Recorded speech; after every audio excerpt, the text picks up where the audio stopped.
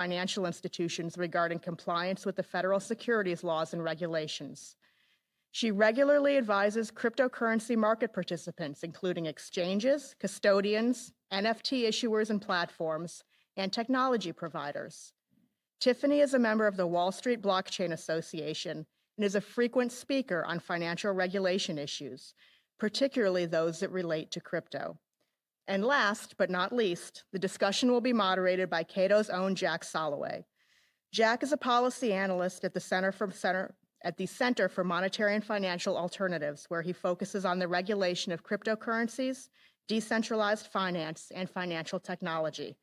Let's get on to our discussion. Please join me in welcoming our panel.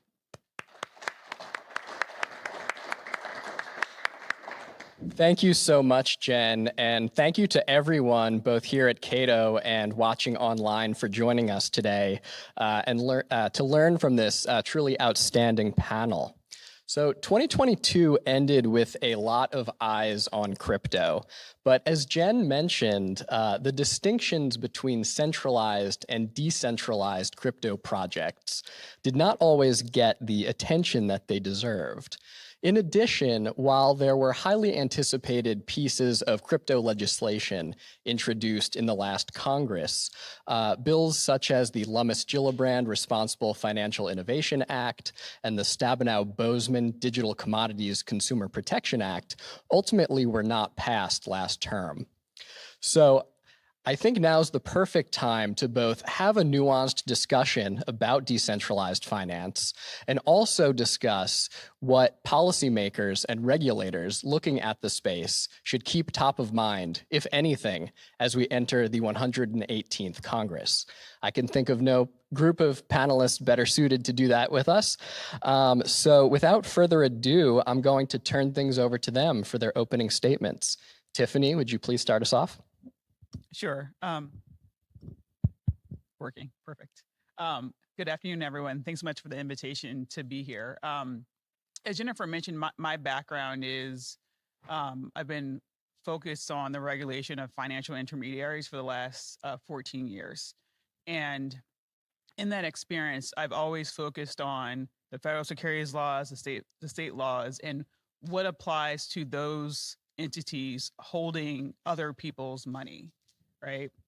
And as we think about crypto and we think about the potential there, I see what is happening is that because there is a push for regulation, we're trying to, in some respects, blindly push the regulations that are really meant for centralized intermediaries onto all types of crypto and not really distinguishing between those projects, protocols where you have a single person who is making the decisions about how the protocol works versus the more decentralized projects and protocols where it's not really a single person, but instead it's a dispersed group of individuals. And we're going to talk more about what decentralization means. But my worry is that by forcing a set of regulations on a group or projects that don't necessarily meet that don't have the same standards and the same functions as centralized exchanges, we are deciding as a policy matter that DeFi is bad, and we're overlooking the benefits of the technology and really why it is that you have individuals opting in to these protocols.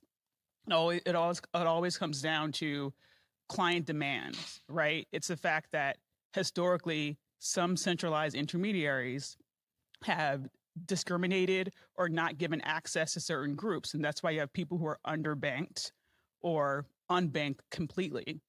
And if you think about the rationale behind people wanting to opt in to these services, then you get an impetus to try to figure out how these protocols are different from centralized exchanges, and then figuring out the types of regulations and standards that make sense. I'm not suggesting that we don't have standards. And I think that some of the language and the verbiage from folks in the DeFi and crypto community from years ago that we don't have regulations is totally false. We need to have regulations because anytime you're dealing with other people's money, we have to have those regulations. But we need to think about how DeFi is different, starting with the fact that these are very much on their computer-focused native protocols, where you have to worry about things like cybersecurity in a way that you don't need to necessarily worry about in the same way for centralized exchanges. So thinking about the differences and starting off developing regulations from that point, I think is a good starting point. And how we get there is by having dialogues like this, having discussions and saying, from the industry saying, yes, we understand that we need to have regulations. Yes, we understand that we must protect consumers. And then having the regulators understand that there is a willingness to engage and have regulation, a desire to have regulation, but the regulations we have for central intermediaries don't necessarily work for decentralized players and protocols. Thank you. Thank you very much. So I think we face two crises that are very important that kind of come to a head in this discussion. One is a crisis of competitiveness. The number one class at Stanford right now is a blockchain class. We have some of the best developers in our country really focused on this technology, and they're very excited about it. They're not going in with blind enthusiasm, which is pure transactional. These use cases apply to things like human organization, the development of art, the nexus between social movements and assets. There will be new concepts that come from this, but it's very important if the United States wants to maintain a position of competitiveness in technology generally, that we face the second crisis, which is a crisis of understanding between the private market and the government. So we have a legibility issue in many cases, and I think DeFi, focusing on one use case, is a very good example of this. There are some very interesting and valuable use cases of this technology that do relate to moving large amounts of money, which do trigger some of the duties of government and some of the purposes of regulation, but they also trigger some of the most important aspects of privacy rights, of rights of citizens, of organizational rights. And so if we're not able to have a discussion where we're honest about what the technology is capable of, then we're going to lose on the primary crisis, which is the competitiveness. So my hope is that through today's discussion, we get to legibility to understand how we can be more competitive.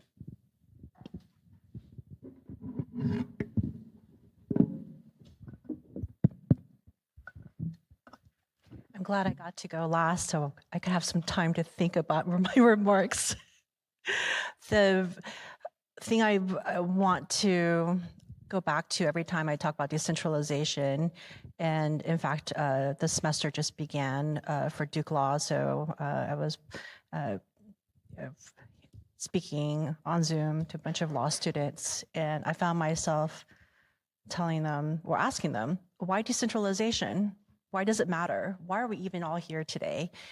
And I think we need to step back and go back to the 1970s and 80s and 90s, and I'm dating myself, but I remember my freshman year in college, nobody was sending emails. I think I was one of the first to do so, which is mind-blowing, considering we all work on not just Gmail, but connected cloud services, Google Drive, et cetera.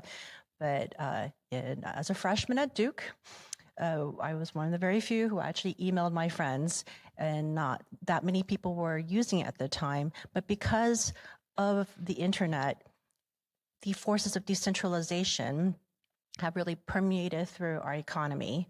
So it's not just in financial services today, but in retail services as well. And I invite you to take a look at Governor Lael Brainerd's speech. When I was at the Fed, we worked on what I thought was a really interesting speech about the fintech stack, right? So a really good example would be, well, who has iPhones?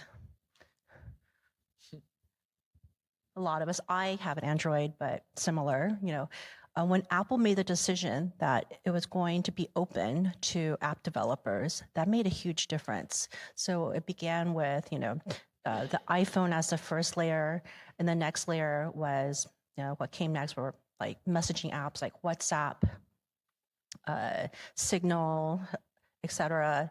In Asia, Line, WeChat, and then the layer building on top were like Uber, banking services, things that we take for granted now. And then above that would be, retail services like, I do all my shopping on Amazon, but I'm the first to confess, and I have, after having a baby, Amazon saved me. So I'm forever grateful for that. But these are the, when Apple opened up its smartphone to developers, did it imagine that all of this was going to happen, that we would end up having a digital economy, a data-driven economy?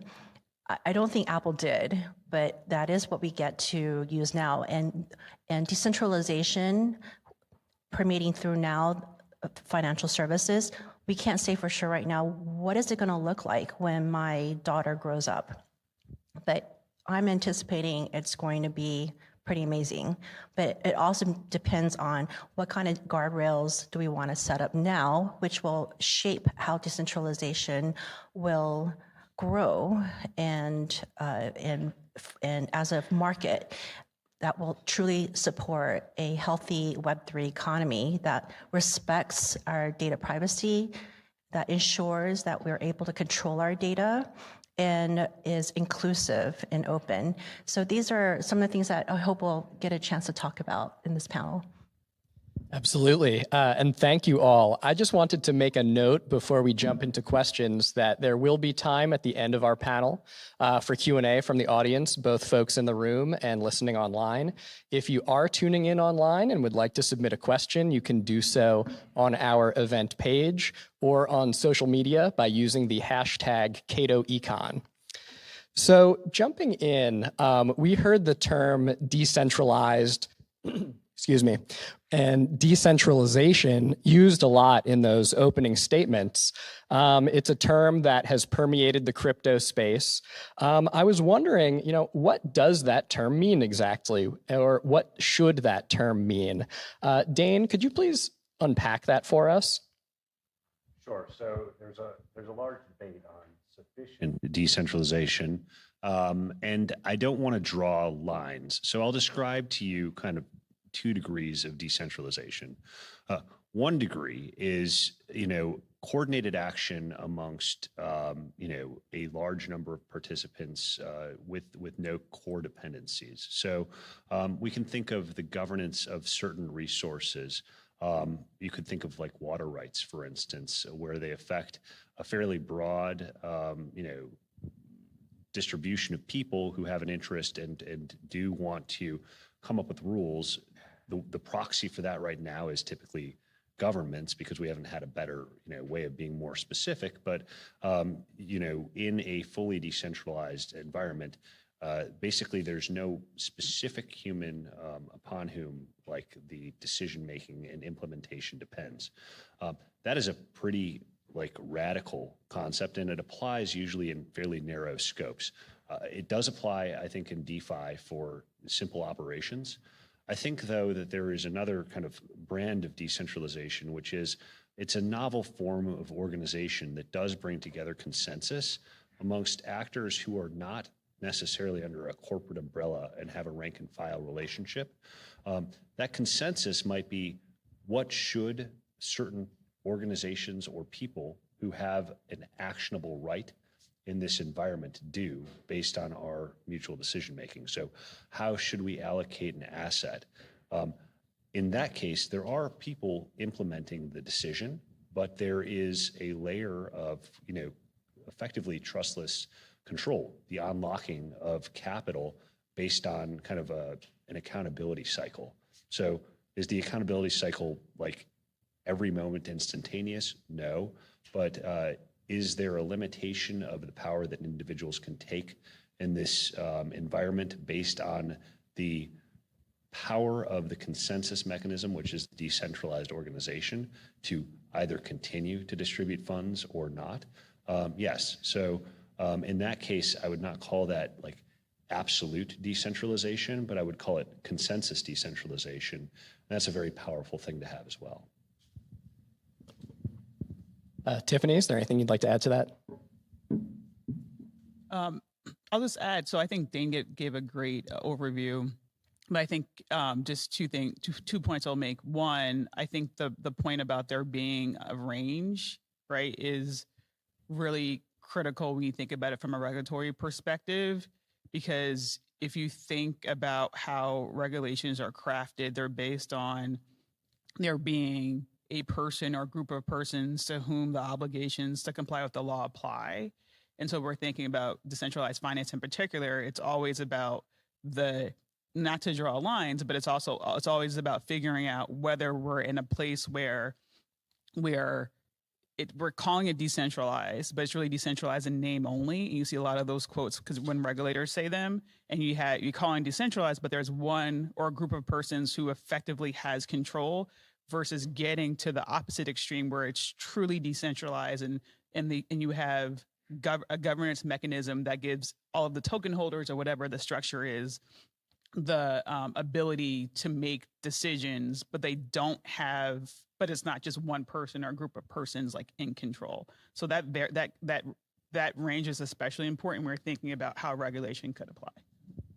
Linda, how about you?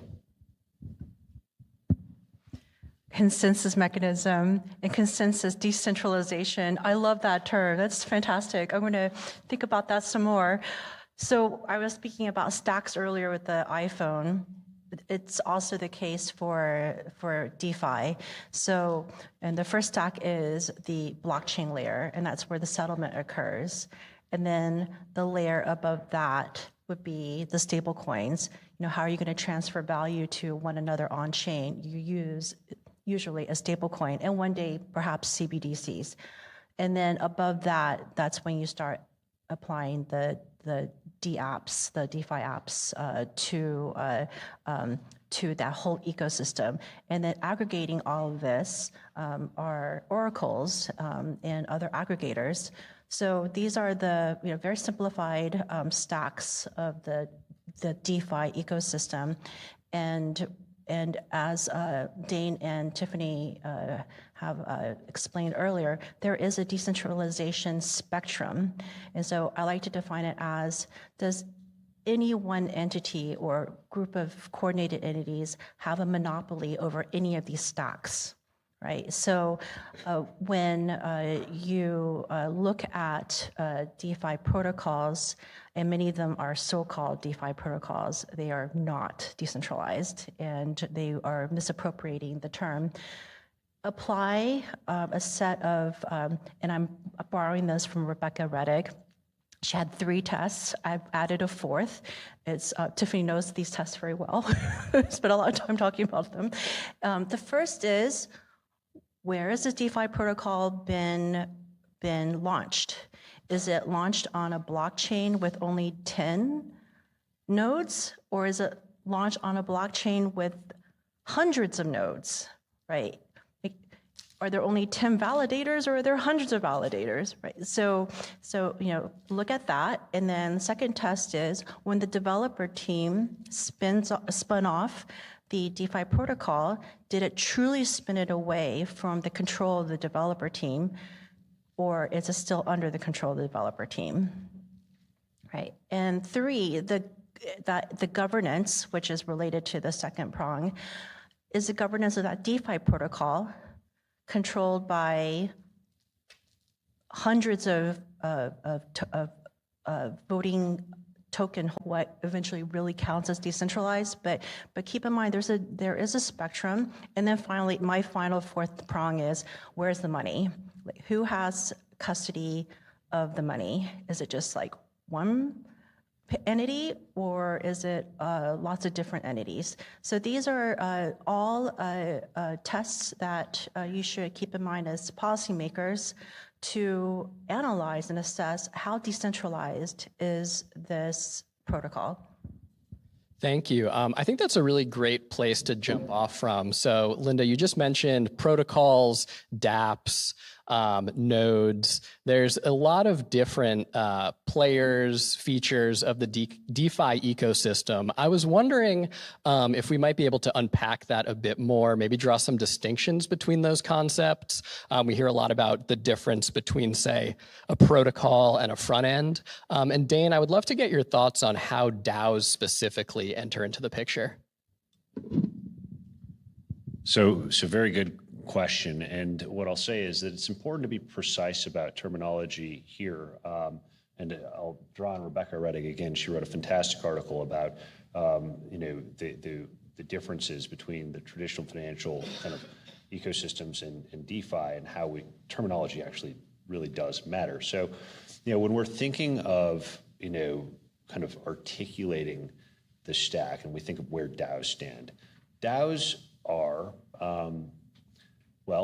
they're a community creation. And so they're in the beginning a blank slate. They almost have a Big Bang moment that I kind of liken to a moment of sovereignty.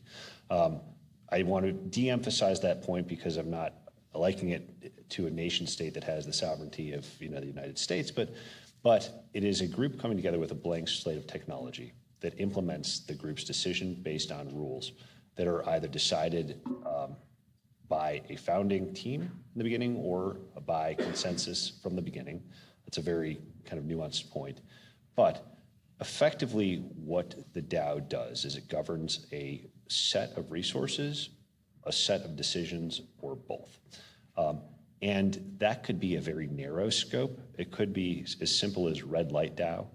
We could decide, do we want the light at the corner to be red or green at a certain time, and we could just set that, and then it would algorithmically respond to the smart contract as we've set it. Fine. It could also be much more complex. We could imagine, effectively a communal design or nonprofit that is governed by committees that are, distributed funds via votes on the DAO. And I guess what I'm trying to articulate is that DAOs in some ways stand separate from, protocols. They interrelate. They are a feature of governing the protocols. If there is a flaw in a protocol, there are decision rules that can be queued via the DAO and then implemented via DAO vote, input output, right? Similarly with dApps, which are effectively you can think of it as a software built on a protocol that implements certain things given the virtues of the protocol, the traits. Again, you can govern what that dApp does within a scope. It's very important to think about that scope, though, because there are other parts of ecosystems. There could be, organizations, developer companies that sit adjacent that have certain rights. As long as that's contemplated in the decision set of the DAO, I think that starts to ring true to some of the ideals of DeFi, but also gives you an idea of the texture. DAOs are adjacent to many of the features in the Web3 ecosystem. They aren't specific to any one feature. Thank you. So perhaps making this a bit more concrete. So SEC Chair Gary Gensler famously has asked crypto securities exchanges to, quote, come in and register with the agency. Tiffany, I was wondering if you could shed some light on, is that possible when it comes to decentralized crypto exchanges, either in practice today based on current regulations or even in theory? That's the $1 million question, isn't it? Even for CeFi crypto exchanges. So I'll say a couple of things. I'll start with the point about decentralization being a range is critically important. And as Linda said very eloquently, like people are misusing the term decentralized, right? And so from a regulatory perspective, all we see is examples of when persons or a small group of persons have misapplied the term decentralized, and that's what the regulators have went after. OkiDAO is a great example. Sorry, CFTC, not SEC, right? But in the order, it talks about how the founders talked about giving control over to the DAO to avoid regulation. So that's a pretty bad example, right? So what we have not seen yet is an example of whether or not you can have a truly decentralized exchange or protocol where you can apply the rules that typically govern central intermediaries. Do I think it's possible? Not really, like, right? So typically you have a person, a single person or group of persons that's responsible for completing certain disclosures, for completing certain forms, for being inspected by their various regulators. And if you truly have decentralized control over something, it's not clear to me how you can apply those standards to that protocol. And so I think what we need instead is some other standards that take into account the fact that, like, there is not a single group or a single person that's in charge of the exchange or whatever, or broker dealer, whatever it is, but instead you have this group. And thinking about, okay, if we have this group, if we're starting from scratch, and the goal truly is investor protection, then how do you build that? Okay, it's important for customers to know that their money is secure. What are the standards for custody? Understanding that we're not going to overlay the custodial arrangements that work in the TradFi world to DeFi, right? Next layer is, okay, what types of disclosures should be made? Again, understanding that DeFi is different than TradFi, and people are opting into that. And once you start thinking about how you have these differences, then you can kind of start layer by layer creating something. But right now, we have no good examples. We have 0 examples of a truly decentralized protocol or network being registered. And if you look, and putting aside the fact that CeFi crypto exchanges are having trouble complying with the regulations, I think we were just talking about this at lunch, like there is an SEC regulatory structure for digital asset broker dealers called a special purpose broker dealer. And a couple of weeks ago, the SEC had a proposed rulemaking. In that rulemaking, it says that there's 0 special purpose broker dealers. There's 0 broker dealers, the SEC registration framework for entities that deal with other people's money. There's 0 of them that have complied with the framework for having custody over digital assets. And so that shows you that we're at the infancy of really solving this problem. So I think it's going to be CeFi first in the crypto, then we'll get to DeFi. But in the interim, I think we should be looking at the real risk to customers and coming up with solutions to protecting customers. And I know there's been a lot of organizations who have come out with standards for making sure that, because these protocols exist and customers are opting in, how to protect customers, what the standard should be as far as disclosure. So that's a starting point. But as far as coming in and registering as a DeFi protocol, we're just a truly decentralized protocol. We're just not there yet. Linda, what would you say to a regulator that surveyed the DeFi ecosystem and said, yeah, that's all nice about decentralization, but in practice, it doesn't really exist. So still, come in and register, please.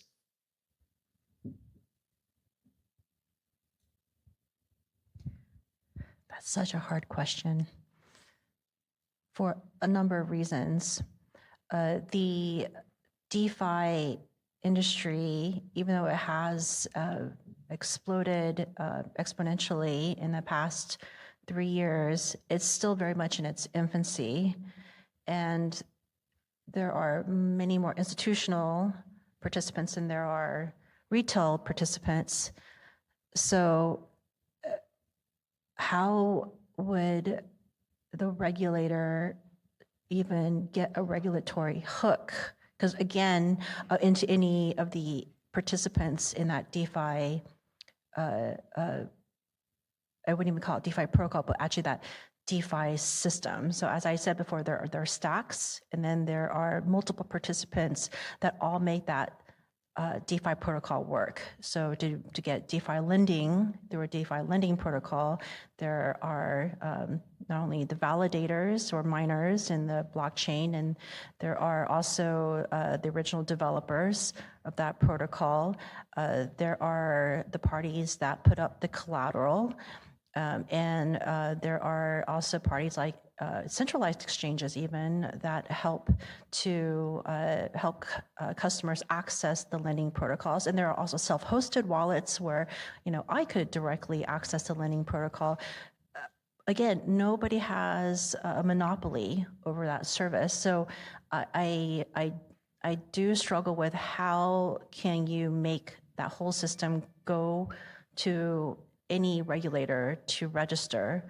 Perhaps the approach is going to have to be an activities-based approach where it's going to have to be the whole ecosystem is registered, almost like a patent of sorts. I am literally brainstorming here. I am not condoning this idea. It's just I am just literally struggling with this very important policy question that all policymakers and people in industry alike are trying to grapple with, and it's going to take some time, and that's why we have to study these issues. And I commend the EU for deciding to do studies of DeFi first before regulating it. So that's what they're doing this year, and I really hope that U.S. policymakers will follow suit.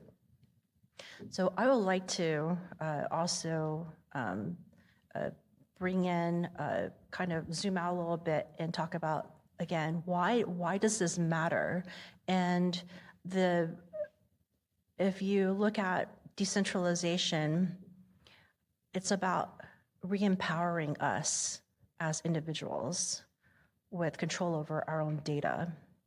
And why do I say that? Well, let's take social media, for example.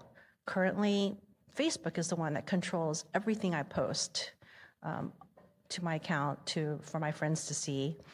And one day, I hope there will be a decentralized version of Facebook. And in some ways, decentralized is not the best term, right? Because it actually means that it's really a form of self-empowerment of that social media service, where I get to control what I post up there and no one can take it away from me.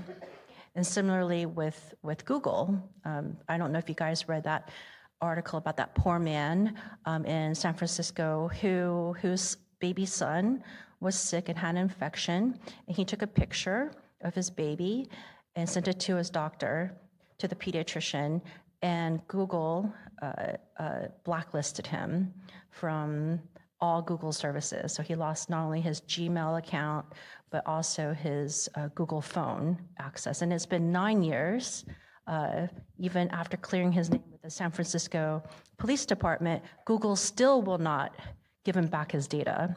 So these are some of the things that are really important issues that we need to think about that dovetails, is adjacent and actually core to what we're trying to do in decentralization and DeFi. Dane, what would you say to that? Sure. So I think that a lot of very important questions were just elicited. And so if I were, given the kind of framework that you mentioned by the regulator, at first I'd make a side point, which is that I'm going to assume that the decentralization point that you made is the case, but I would argue that it's not. When anyone says it's clear that the case is X, my law professor Charles Freed used to say, "Hold on to your wallet." I think I'm not sure it's clear that these assets fall under the securities definition. But if we assume that's the case, what is it that you want to know? Because I don't think what you want to know about a DeFi protocol is what you want to know about Walmart or what you want to know about Amazon. There are some very important questions that Linda touched on earlier, and so did Tiffany, about the genesis of the protocol. Sure, you can talk about any company's genesis, but who developed it? Okay, what protocol is if it's a DApp? First, is it a DApp? Is it a protocol? Let's go there first. What's its thesis? Fine. How many validators are on the network? All right. We're starting to get into questions that are specific to this technology that aren't contemplated by typical 8Ks, 10Qs, and 10Ks, right? What does a proxy statement even look like? It may not even be a protocol that has elections, right? So it's a null set for so many things. If you were to fill in the blanks in most of the SEC's forms, the consumer would receive so little information and be so bewildered as to be in a worse place, quite honestly, with the veil of approval. I realize the SEC does not approve the forms, but there is legitimacy in an SEC filed form. And it's a null set of information, so you'd be confident in absolutely nothing, and people would be, I think, worse off. So then we need to actually have the come in and talk to us moment where we're on neutral ground. Entrepreneurs, people who are building, the advocates around them, actually feel comfortable talking about what it is these things do, and they're not met with the kind of typical, we don't believe there's any utility here. Like, you have to buy that there's actually a thesis in order to get to the discussion about what is it that's useful for people to know if they're going to purchase a token. And I'd love to see that conversation begin. I think it's happening at places like this. And if there were a genuine dialogue with regulators and policymakers who want to have that dialogue, I think we could get there. Whether it sits within the SEC or not, whether it's a security or not, I do think there's value to having a standard of rules, things like, has the code been audited and by whom, that would be valuable for society. So maybe now's a great time to have that conversation. Tiffany, are there any disclosures that you think would fit the bill that would be relevant? Oh, that's a hard one.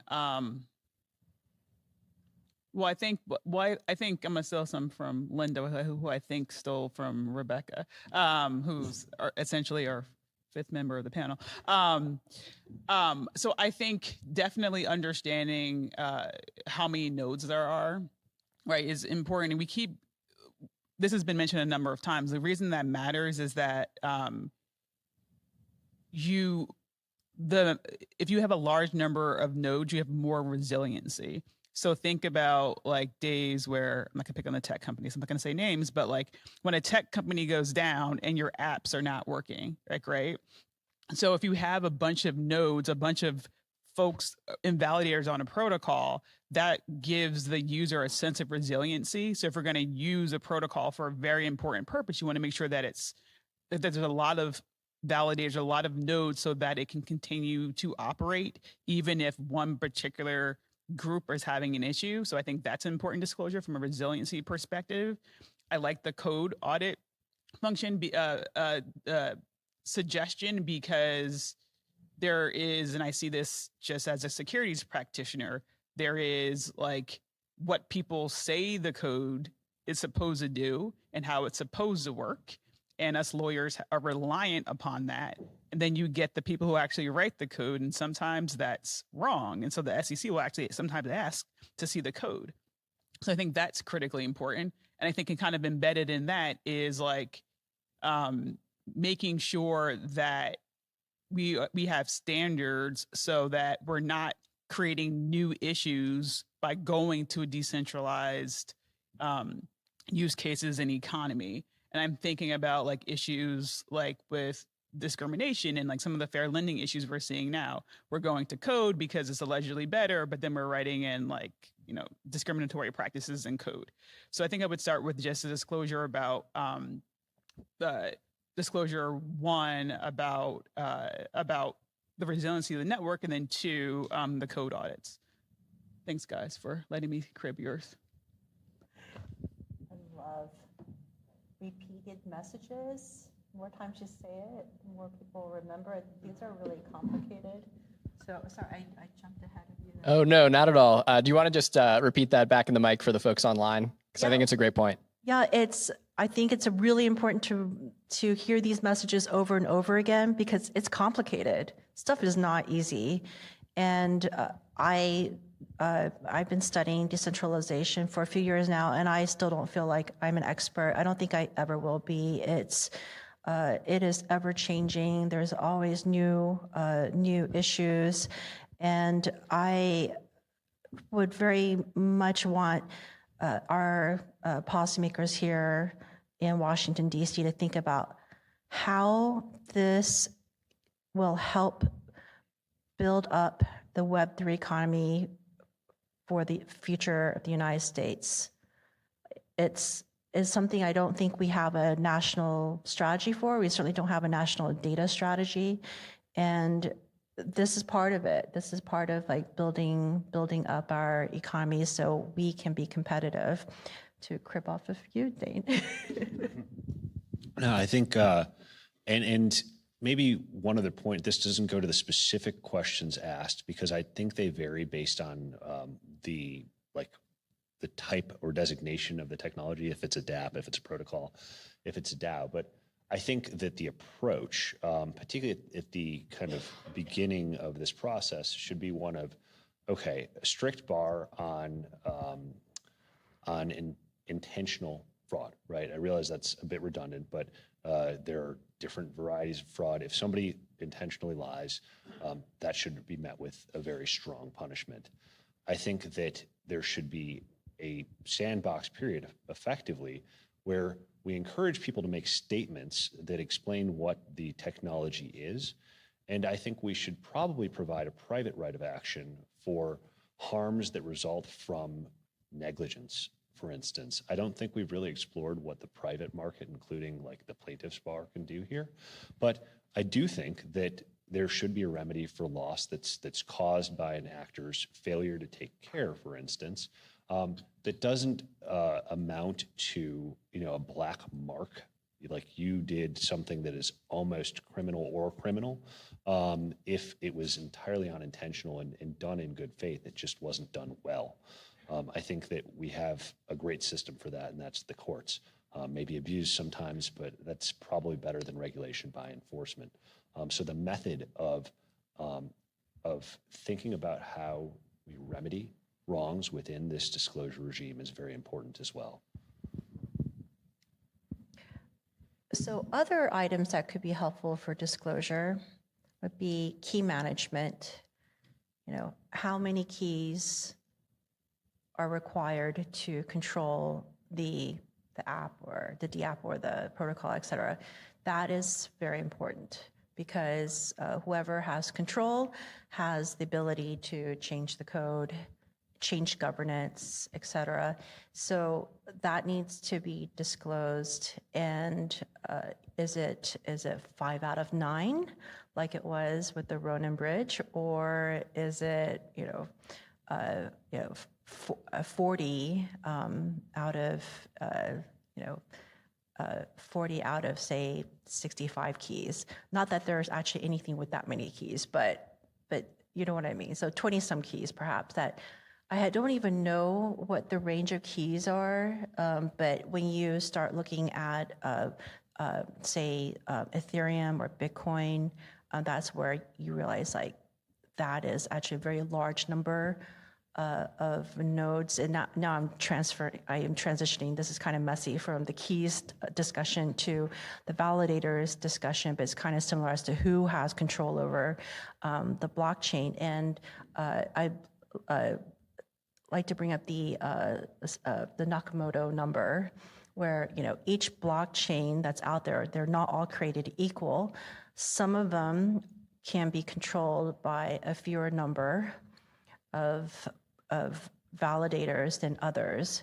So I think Bitcoin perhaps has the highest number of highest Nakamoto number, but even that number is only like 25.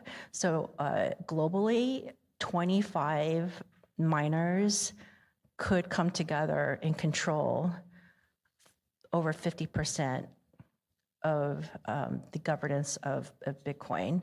And that's a much higher number than the number for Ethereum, which I have now blanked on what that number is. I will get back to you all with that. But these are things that I think are helpful for individuals who cannot read code. I certainly cannot, to be able to understand, like, all right, like who has control, how many can get control, and where's the money? And so that's the other thing, like, where's the money? Who's custodying the funds? Who's also custodying the crypto collateral?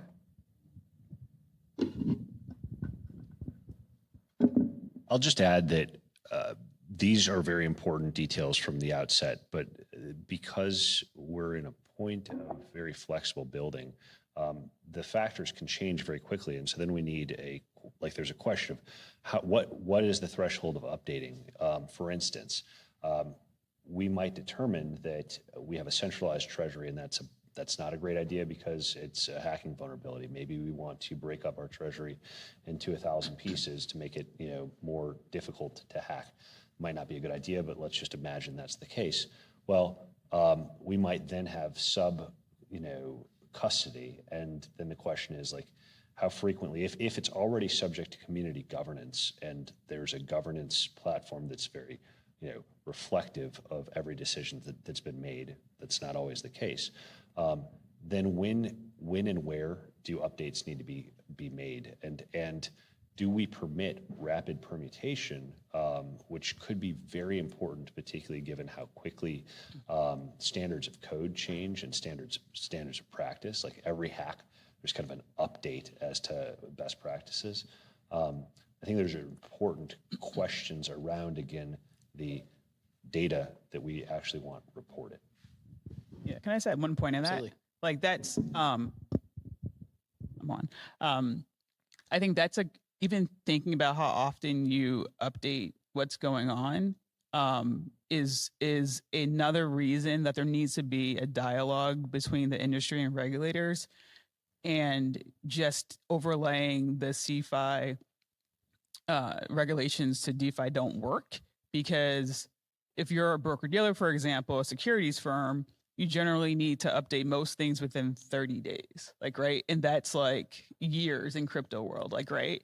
And so that's just another great example of why there needs to be a dialogue.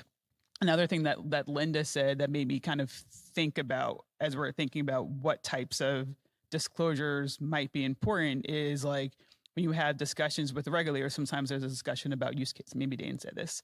And I think instead of having discussions about use case, there just needs to be an observation that consumers want to engage with these dApps, these networks. There's demand there.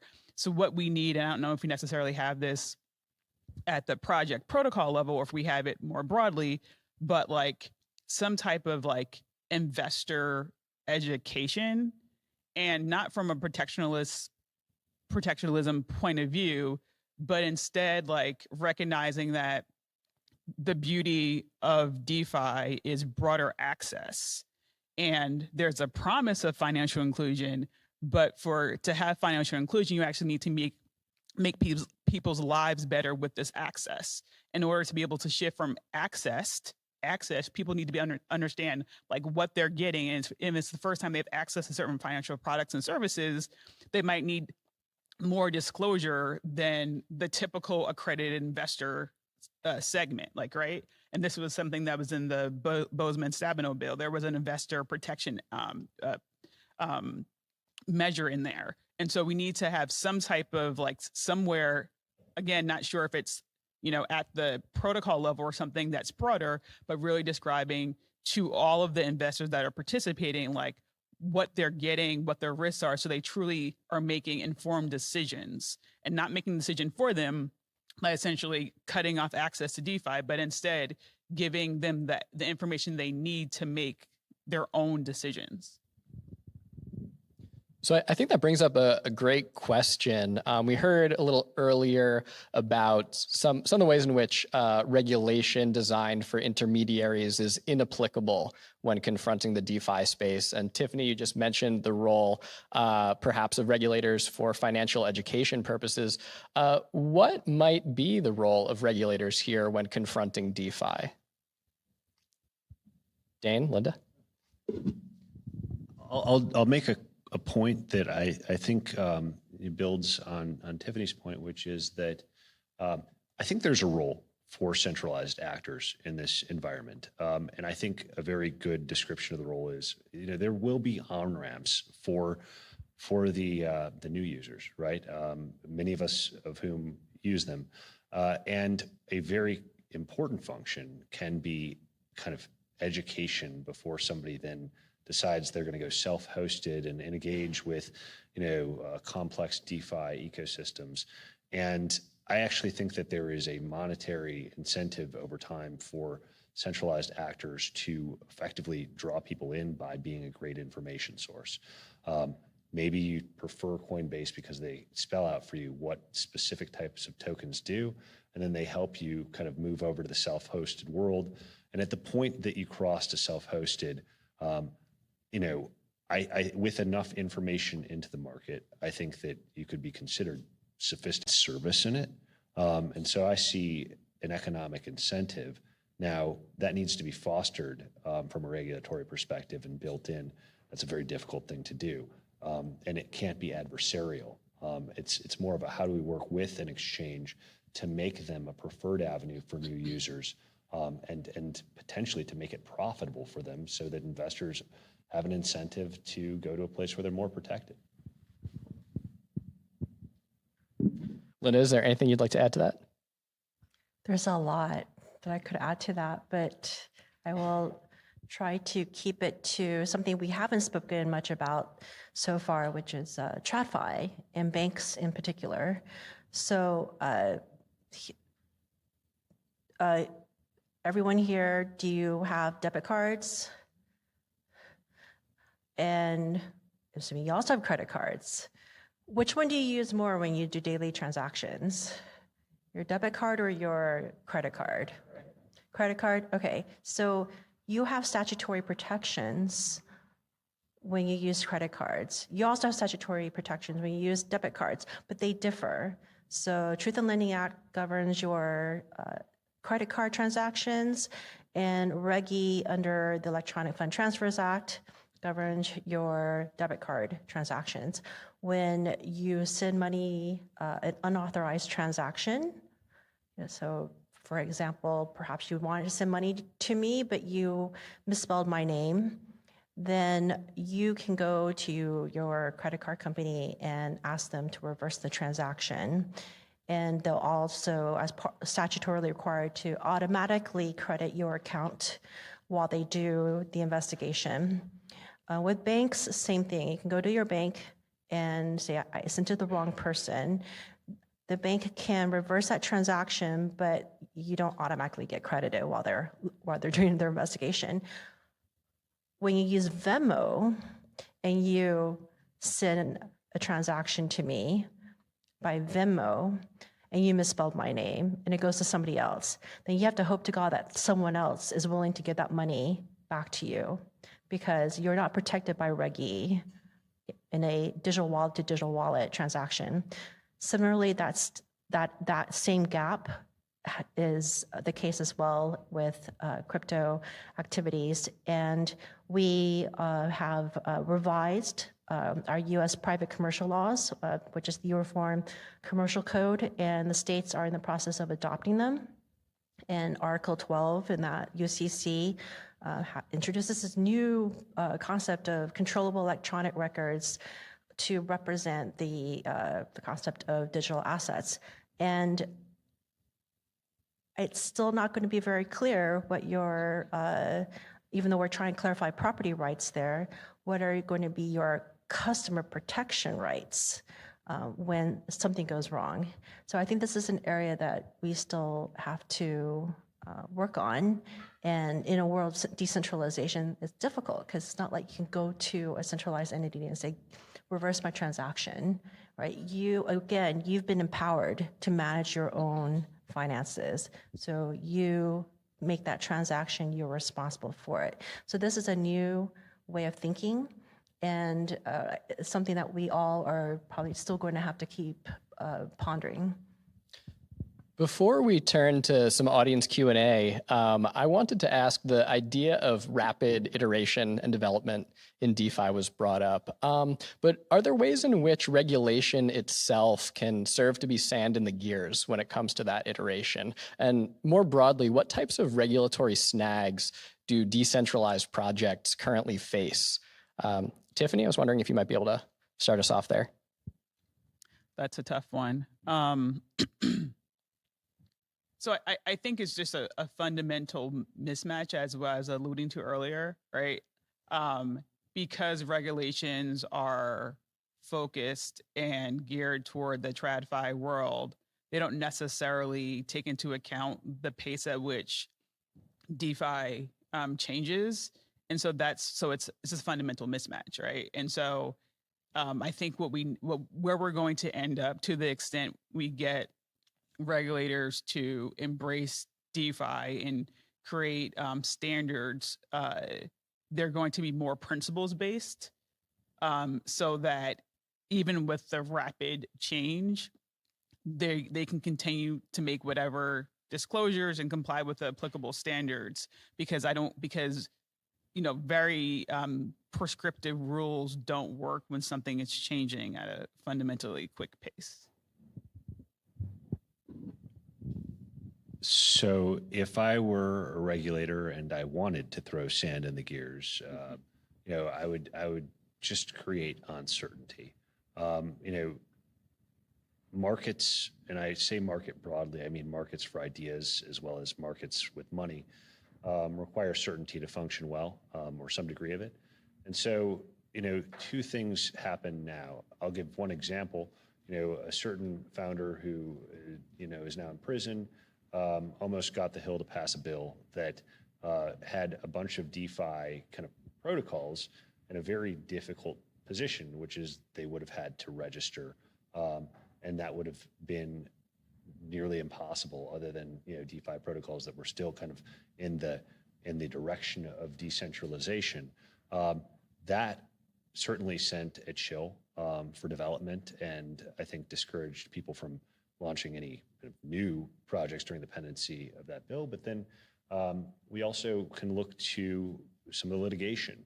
Uki DAO is certainly not done from a precedent standpoint. It's still ongoing, but it has chilled participation for venture capital firms in DAOs. The lifeblood of a DAO is participation. If there are no participants, there is no action, and therefore there is no DAO. And so, bringing serial litigation, even if it's against defendants who are unsavory from all of our perspectives, if it's on issues that are directed towards sending a message toward people who are actually trying to comply, those people who are actually trying to comply are going to be faced with a lot of uncertainty. And so, that's a messaging question, and that's a principles question about what we want with our economy and our kind of technological development. But that is a source of sand in the gears. And to add to Lane's factor of uncertainty, I would like to also add lack of clarity. And so I've been a regulator most of my career. I really believe in the work that I did, and I can assure you that most regulators really believe in the public service that they perform day in and day out. So what the transition for me when I went to a startup, but I think I was one of the first former regulators to work at a crypto startup, it was kind of mind-blowing. I suddenly found myself as a translator for the blockchain engineers, explaining to them what Washington's looking for, and then explaining to Washington policymakers what we're trying to do. And what we were trying to do was build a decentralized payment product. And as the lawyer and former regulator, trying to design the product so that it was compliant with the regs, but compliant in the sense that it's decentralized, so it does not have to be registered with any particular agency. And I think many companies just stop there, be like, all right, I designed it, it's decentralized, I don't need to bother with regulators. But we took that product on a regulatory roadshow and met with every single regulator of consequence, including many key state regulators. And that in itself slowed us down by almost a year, but it was an investment. And it was investment because it helps to educate the regulators, and it was investment that, once we're out to market, then we can rest assured that the regulators understand this is a fully decentralized product. But sometimes we had to go back, and I'm not going to name which regulators, but you could probably guess. We had to go back over and over again to explain how it was decentralized, and that uncertainty caused angst. But we were confident in our product, but it was a lot of extra work, a lot of extra money, and you have to hope your investors are willing to wait with you. So we were blessed with funding from large investors, but that's not always going to be the case for many DeFi developers. So I think that's a great place to break for audience questions. We have Zainab and Nick in the audience with mics. Raise your hand and they will come over to you. I see a question in the center there. Thank you, Bert Ely, a banking consultant. I'm not a lawyer, but I've done a lot of expert witness work over the years involving financial institutions. My question is this. In a DeFi transaction, let's say you've been, pardon me, feel you've been defrauded in some way. Where do you sue? What court would have jurisdiction? Federal court, state court? And what law, if you get into court, what law would they look to, both from a statutory standpoint as well as a case law standpoint, in resolving a dispute? Thank you. Sure. So that's it's a great question, and I'm gonna give a very lawyerly answer. It really depends, right? So we were talking about there's a lot of different use cases for DeFi. We were focusing first on securities issues, but then we started focusing on some of the banking issues. So the first question is the product mimicking one that's overseen by identify the federal regulator? And then from there, it really depends on where the customer is located, what exactly happened. Right? If the customer was defrauded because of something that the protocol said that was a misstatement or omission, right? Then there could be an effort to try to go after the protocol. Then you have to figure out where the servers are, if it's truly decentralized.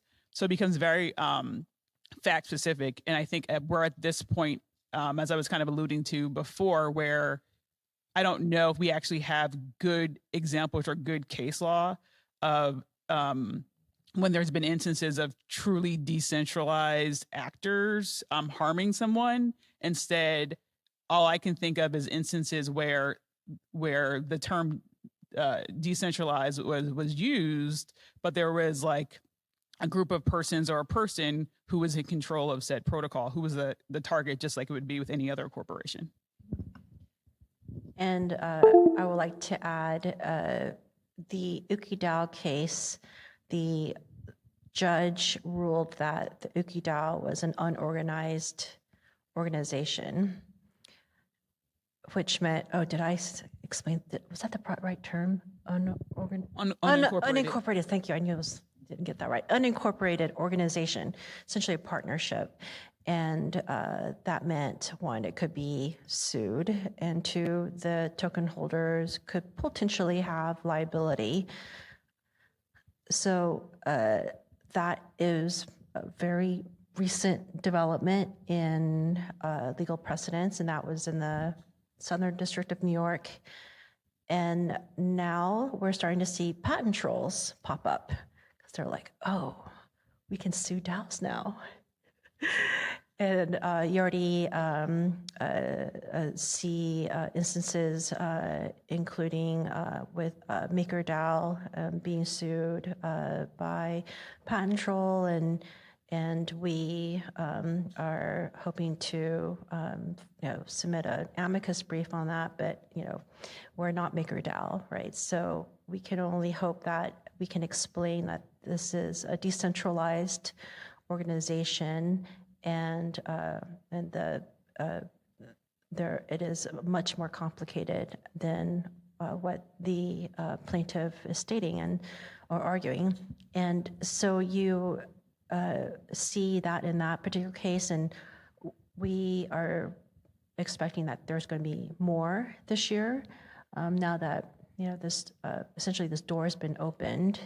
And so it is possible to sue, at least based on the UkiDAO ruling, to sue DAOs.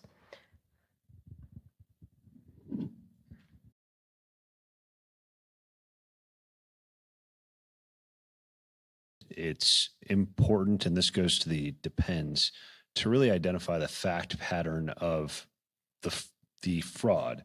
There are certainly instances of people developing protocols that don't do what they say they do, and it's fraudulent, and they take money. Sue the developers of the protocol who made those representations. It's a lot more nuanced if we think of a transactional, peer-to-peer situation. In many of these cases, there's not communication, so there could be hacking, and that's that is a problem that we need to continue to approach from better development. And I think that there are also situations where somebody says, "Hey, here's a really good idea on Telegram," and somebody's like, "All right, yeah, that's great. I'll send you the money to this wallet that I've never heard of," and that's fraud, and it would be recoverable against the person who made the representation. But in some ways, thinking about the generalized fraud problem, which is an important one, without getting specific, leads to a feeling that there's a void. But part of that feeling is actually a virtue, which is in many of these peer-to-peer actions, there's not somebody that's making a representation. You're actually able to send it to a wallet. Now, there are a lot of errors, and those errors are usually a lack of education or maybe a lack of sophistication of some of the front-end technology right now. And that's something for the market to resolve as well. So I think it's a very good question. It has a lot of applications, but those applications are really important to decipher if we're thinking about making policy around fraudulent activity. Thank you. I saw a question over there. Yes, my name is Roger Cochetti. I'm an editorial contributor on technology policy for the Hill newspaper. And my question is sort of related to the one you just answered, but it takes a step back. And I'm hoping that you all can tell me that my principal concern is misplaced, in the sense that unlike all other forms of financial regulation, from credit cards to mortgage-backed securities that I can think of, there are characteristics to decentralized financial blockchain type transactions or systems that are hard to see will change. One is that they are inherently global. So it's quite easy for me to locate my headquarters in Somalia, try to prosecute me there. If not, then I'll move to Panama. Whatever. Secondly, they are inherently anonymous. I'm going to give you my name and address, my real name and address, so that you can file a lawsuit against me? Not likely. And thirdly, they're completely fluid. So it's easy to shift things around from Boston to Bangalore, quickly. If that misgiving on my part is valid, then the only recourse that territorially limited regulators like SEC, or pick your favorite British or European regulator, have is to come down hard on the whole thing, because there's no way to create regulations that are enforceable And even OECD or Council of Europe, don't solve the problem of anonymity, fluidity, and globality to the whole thing. So I hope I'm wrong, but please tell me I am. Sure, and anyone want to take that? Okay, it's a lot to unpack in there. So at least I'll tackle one of them. It's blockchain technology. It's commonly misunderstood as being an anonymous technology, but it's actually a pseudonymous technology. So what does pseudonymous mean? It means that it is perhaps not your real name, but there's a name, and there's an entity or person attached to that account name. You can also choose to be fully transparent, have your identity fully on-chain as well. So it is actually, so to reiterate, to reemphasize again, it is not an anonymous technology, it's a pseudonymous one. And what I have been so proud of is to see that the largest amounts of money that have been prosecuted by the DOJ have been in blockchain. Is it because there's more fraud happening on blockchain? No, actually, blockchain fraud is, and I hope I get this percentage correct. It's maybe around less than 5% of all fraud total globally. There's actually more fraud in traditional financial transactions and certainly with cash transactions. So going back to, again, like why I am so pleased and also impressed by how successful the DOJ has been in pursuing blockchain fraud is because the technology itself has been leveraged to track the fraudsters and to also to recover the stolen assets. And that's because of the technology's abilities to as an immutable ledger.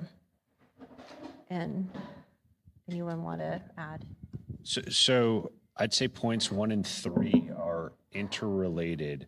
And what I'd say is that, on it's globality and anonymity, and what was the third one? Fluidity, right. So points 1 and 3, globality and fluidity. Those are very powerful, can be used both for good and for bad. However, there has been a lot of success on the regulatory side in tracking transactions. So what seems like an advantage from a would-be fraudster's perspective of being able to move things around a lot also leads to very easy money laundering charges, because you can see if somebody's trying to conceal something. And so whereas it seems like a great white space for people to move money around, oftentimes it becomes a trap. I do think in the past, before there was as much awareness and chain analysis and the likes, it might have been easier for fraudulent actors to move things around, and even for secretive governing agencies to do things like pay assets, which is actually something we probably do want to do in certain circumstances. Let's put that aside. I don't think that it's going to be very easy as we become more analytical in this space. I think also, I can't speak to the fraud number, but I believe that the money laundering identified has been something like $7 to $9 billion. Sounds like a lot of money, but I believe that's less than 1% of the figures that you see in terms of global money laundering. And it prevents... So not 5%, 1%. Oh, okay. Well, for money laundering, vis-a-vis fraud, but both important things to bear in mind. I agree that the technology can be used for bad. I think that the second point is a very important one. I would argue that we have private modes of transacting, i.e., cash, which is a dark market, darker than crypto for sure.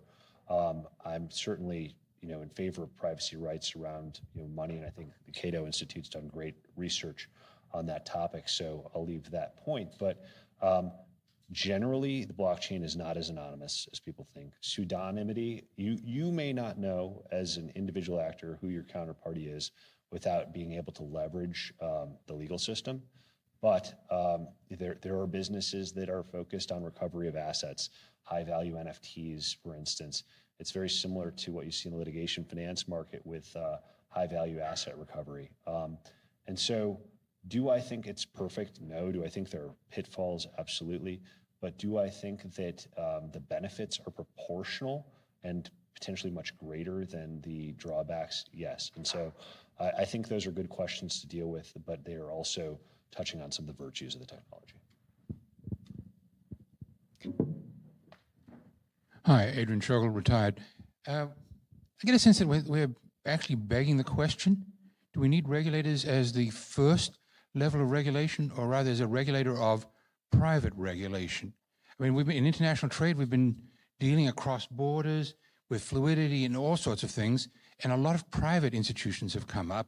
International Chamber of Commerce, letters of credit, international arbitration, choice of contract, choice of law, all sorts of merchant clubs, all sorts of private devices backstopped by public regulation, but public regulation as the backstop, not the first stop. So I can see the development of all manner of private regulators, guarantors, and so forth. Is that an option? I mean, so I think it could be an option, and I think because of the differences between DeFi and CeFi, it could be a very good option.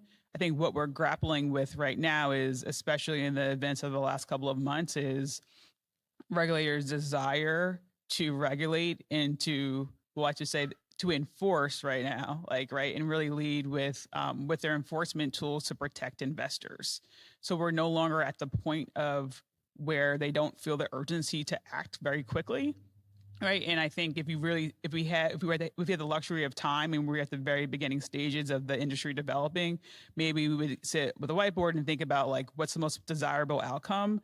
But we're kind of we're at a place where regulators want to enforce, and so we have to answer and address this regulation question because it's likely forthcoming based on their actions and statements.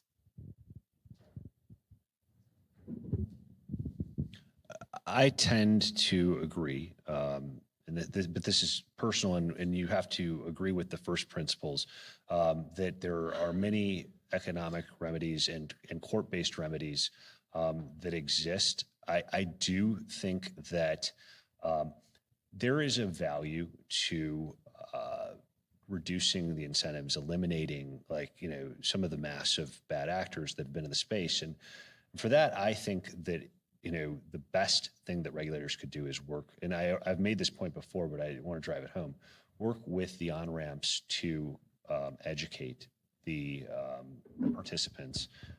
The technology is available to anyone. It's instantly accessible. The barrier to entry is very low. I think that helping people to understand if they're walking into a black box, that there are serious risks in doing that is a real important function of the traditional kind of front ends that bring people in. I believe traditional remedies should be the first recourse, but over time, as we learn more about the function of the technology, I do think there is a place for secondary recourse from public actors, but it has to be done in a way that is not preemptive relative to the value curve of what the technology can present. Otherwise, we're going to lose the free market of innovation. Other jurisdictions have kind of come up with frameworks that aren't perfect, but do present a competitive proposition for developers. So that was a few points, but I think private first, and then there should be a public backstop.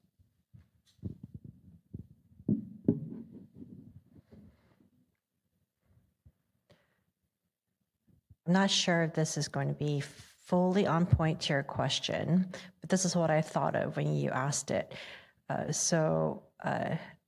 I buy a lot of organic food.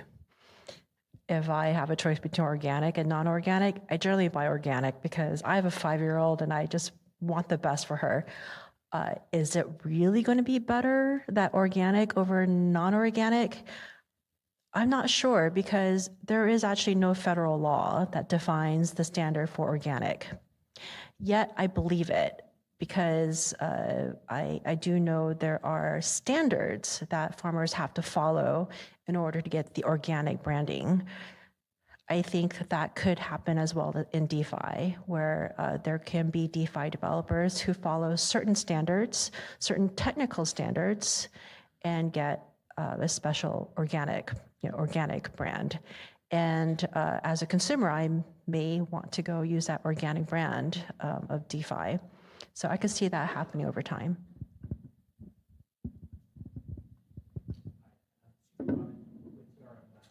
Just a question relating to cybersecurity, which each of you has touched on a little bit, and this might be out of your area of expertise, but I'm curious about standards, cybersecurity standards. How do you think about standard setting in this area?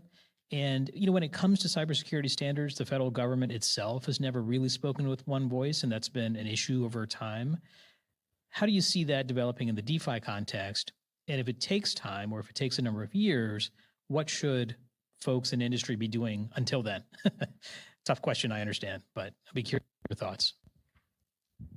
I'd love to take this one. So when I was at Treasury and then at the Fed, we participated in a very important organization called FIBIC, which is an organization of pretty much all US government agencies that share information on ransomware attacks, all cybersecurity attacks. And that information is shared pretty quickly with the big banks that regulated by the Fed and other banking supervisors. And they formed their own committee called FISIC. So FIBIC and FISIC every year have this big cybersecurity roundtable and simulation of what happens if a big bank were attacked by North Korea, then in a ransomware attack, and that contagion spreads, what can the US government do to help? So they do this all year round, and I think the blockchain, the crypto industry should be part of this too. Like, we should also get alerts when there's a ransomware attack, we should also get alerts when something we should be concerned about is happening. The big banks are no longer the only players that run the financial system. We have many other new participants now that provide important financial services that should also get this information. So we're just about out of time. Any final quick thoughts from you, Tiffany, Dane?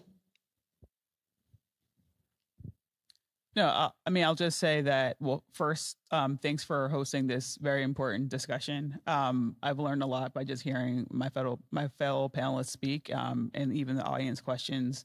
And I think I think the thing that stands out the most is that this is super complicated, right? And there's so many nuances, and this discussion was very powerful, impactful for me, and it really shows the imperative for policymakers to really learn and be educated before they make decisions. I'll conclude with, let's take the counter position of my own, and let's say that, the only use cases for DeFi are bad use cases, malicious uses, and the likes. I disagree with that, but let's take that as a given. If we do not continue to study this technology, it will be used to our detriment. Mastering it will be a very important part of the future of finance. I think the future of human organizations as well. But if we dismiss this, it doesn't go away. It just exists outside of our nation's expertise, and that's a vulnerability. I think there is tremendous strength, and we can leverage this. I think we need to do so in a thoughtful way, and it's not simply letting market run away with itself.